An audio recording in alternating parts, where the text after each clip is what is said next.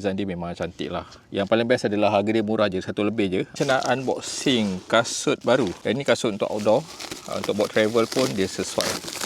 Okay, ni kasut dia. Ini daripada 361 Degree. Okay, cantik kemas. Ui, lawa.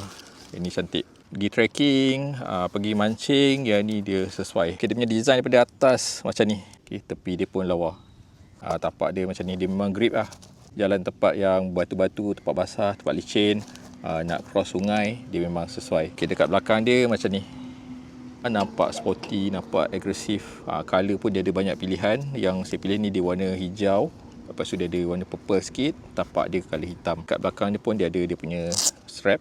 So mudah nak pakai ataupun nak buka kasut ni. Okay, dia punya insole dia pun sedap, lembut. Walaupun dia nampak tebal tapi dia fleksibel. Dia punya cushion dia pun sangat sedap. Nanti saya akan test pakai. Okay, kalau berminat boleh dapatkan dekat link.